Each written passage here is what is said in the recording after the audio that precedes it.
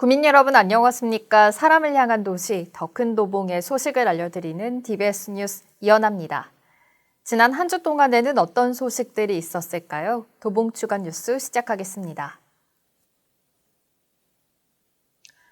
첫 소식입니다. 코로나 바이러스가 수도권에 확산됨에 따라 4단계 거리 두기로 격상됐습니다. 도봉구는 이에 대한 긴급 대책 회의를 열었습니다. 사회적 거리두기 4단계로 격상됨에 따라 도봉구에서는 긴급 대책회의를 개최했습니다.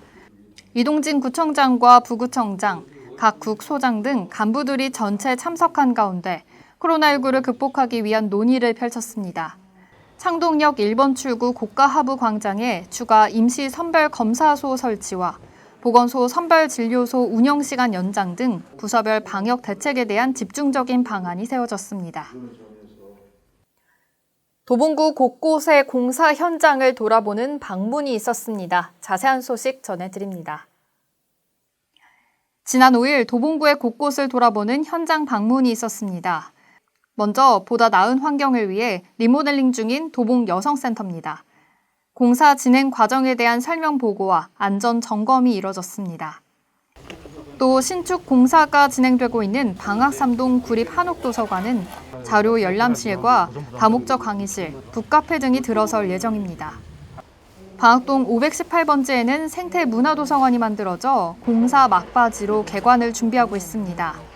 주민 복합 공간으로서 주민들의 쉼터로 역할을 톡톡히 할 것으로 보입니다. 주민 참여 예산 사업에 대한 제한이 적당한지에 대한 현장 실사 점검이 있었습니다. 주민 참여 예산 사업으로 들어온 다양한 제안들이 타당한지에 대한 점검으로 사업 담당 공무원, 사업 제안자, 주민 참여 분과위원회 위원 등이 모여 현장을 돌아봤습니다. 보행자 우선도로 설치, LED 표시 등 설치 등에 대한 제안으로 상하아파트 주변 이면도로 현장 방문이 있었습니다. 이처럼 다양한 제안 사업으로 인해 현장 10곳을 다니며 현장 실사를 마쳤습니다. 서울특별시의회가 부활 30주년을 맞았습니다. 풀뿌리 민주주의 실현을 위해 노력해왔던 날들을 기념하는 행사가 개최됐습니다. 지난 8일 서울특별시의회 부활 30주년을 맞아 서울시의회 의사당 중앙홀에서 이동진 서울시 구청장 협의회장, 오세훈 시장, 조희연 교육감 등이 참석한 가운데 기념식이 열렸습니다. 풀뿌리 민주주의의 여정을 묵묵히 걸어오며 지방의회의 선두주자 역할을 해온 서울시의회로 다양한 프로그램으로 30주년을 기념했습니다. 서울시의회의 발자취를 담은 수장품들을 타임캡슐에 봉인해 2091년 부활 100주년 때 개봉할 이벤트가 이뤄졌고 본래 정문이 위치해 있던 세종대로변에 옛 정문 전시 세트장이 만들어지기도 했습니다. 지난 30년의 발자취를 돌이켜보며 개정된 지방자치법으로 인해 새로운 자치 분권 시대로서 더욱 부흥하고 신뢰받는 의회가 되기를 기대해봅니다.